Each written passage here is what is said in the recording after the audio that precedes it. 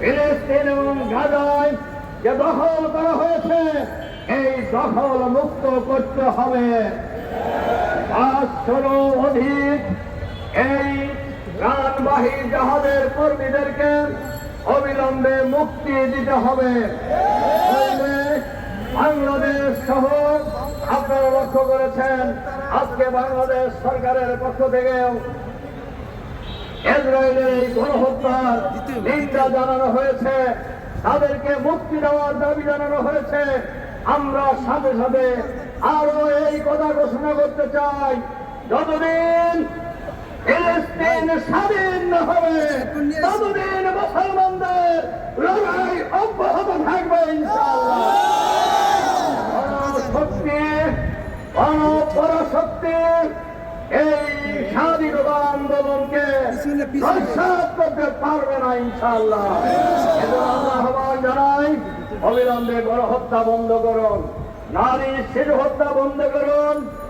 ফিলিস্তিন যে অঞ্চল দখল করেছে ইসরায়েলি বাহিনী, এই অঞ্চলকে অতি বিলম্বে মুক্ত ঘোষণা করুন। আর ইসরায়েলের সন্ত্রাসী গণহত্যাকারীদের এই নেতানিয়াহুকে ইতিমধ্যেই যুদ্ধ অপরাধী ঘোষণা করা হয়েছে। অবিলম্বে নেতানিয়াহুকে গ্রেফতার করতে হবে। ফিলিস্তিন যতদিন মুক্ত না হয়, যতদিন স্বাধীন না হয়, আমরা ততদিন তাদের পাশে থাকবো। আমাদের লড়াই অব্যাহত থাকবে, আমাদের সংগ্রাম অব্যাহত থাকবে। আমরা বিশ্ববাসী, বিশ্বের মুসলমানদেরকে ঐক্যবদ্ধ হওয়ার আহ্বান জানাচ্ছি। যতদিন ফিলিস্তিন মুক্ত না হবে ততদিন আমরা ঐক্যবদ্ধ হবে, আমাদের সংগ্রাম অব্যাহত রাখবো ইনশাআল্লাহ। এই প্রত্যয় ব্যক্ত করে আবারও সাংবাদিক বন্ধু সহ সবাইকে, দেশবাসীকে অভিনন্দন জানিয়ে আমাদের এই মিছিলে যোগদান করার আহ্বান জানিয়ে আমার বক্তব্য এখানে শেষ করছি। আল্লাহ হাফেজ। বাংলাদেশ জিন্দাবাদ।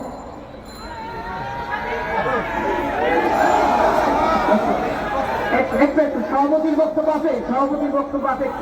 সংগ্রামী ভাই এবং বন্ধুগণ, আমরা সমস্ত মুসলিম ভাইদের উদ্দেশ্যে বলতে চাই, আজ থেকে আমরা ওই ইসরায়েলি পণ্য বয়কট করব। সভাপতি বক্তব্য দেওয়ার জন্য অনুরোধ করছি।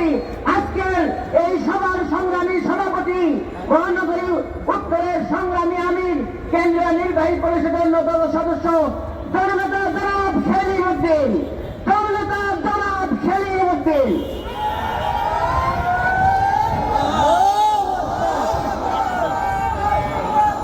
আসসালামু আলাইকুম ওয়া রাহমাতুল্লাহি ওয়া বারাকাতুহু। আলহামদুলিল্লাহি রাব্বিল আলামিন, ওয়াসসালাতু ওয়াসসালামু আলা সাইয়্যিদিল আনবিয়া'i ওয়াল মুরসালিন ওয়া আলা আলিহি ওয়া সাহবিহি আজমাইন। বাংলাদেশ জামাত ইসলামী ঢাকা মহানগরী উত্তর ও দক্ষিণের যৌথ উদ্যোগে আজকের এই বিক্ষোভ সমাবেশে উপস্থিত বাংলাদেশ জামাত ইসলামীর অন্যতম সহকারী সেক্রেটারি জেনারেল, অবিভক্ত ঢাকা মহানগরীর সংগ্রামী আমির, বাংলাদেশ ইসলামী ছাত্র শিবিরের সাবেক বিপ্লবী কেন্দ্রীয় সভাপতি জননেতা মাওলানা রফিকুল ইসলাম খান, বিশেষ অতিথি হিসেবে উপস্থিত আছেন বাংলাদেশ জামাত ইসলামীর অন্যতম সহকারী সেক্রেটারি জেনারেল, বিশিষ্ট আলেমে দ্বীন মাওলানা আব্দুল হালিম সহ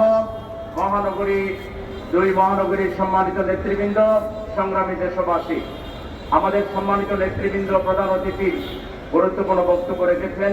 আমরা এখন মিছিল করব, আমি কোনো লম্বা কথা বলতে চাই না।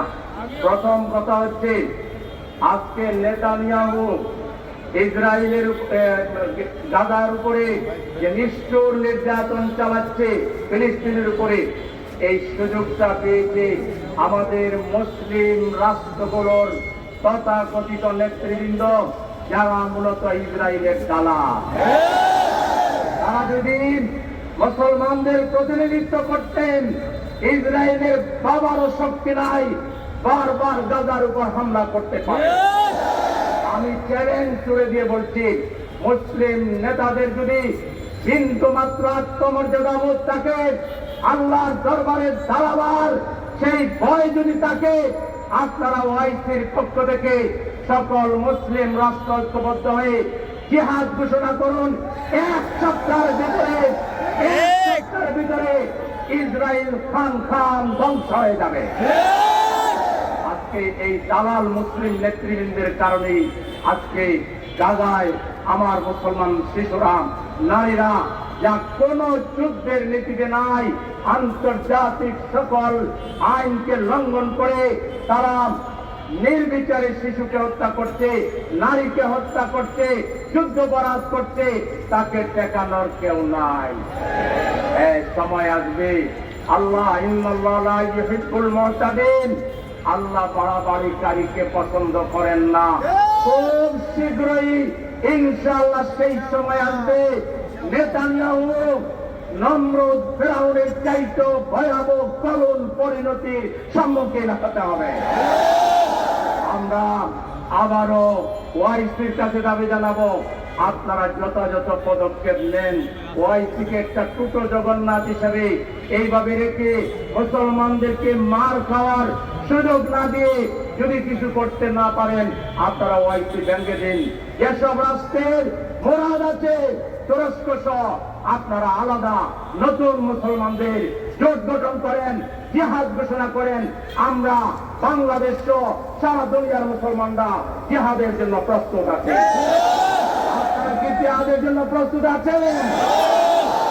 আসুন, আমরা আমাদের প্রতিবাদ জানালাম, আমাদের ইমানি দায়িত্ব পালন করলাম, কিন্তু আমাদের প্রফেসর ইউনূস সাহেব, আপনি একজন আন্তর্জাতিক খ্যাতি সম্পন্ন ব্যক্তিত্ব, আপনাকে আমরা আহ্বান জানাবো, আপনি উদ্যোগ নিন।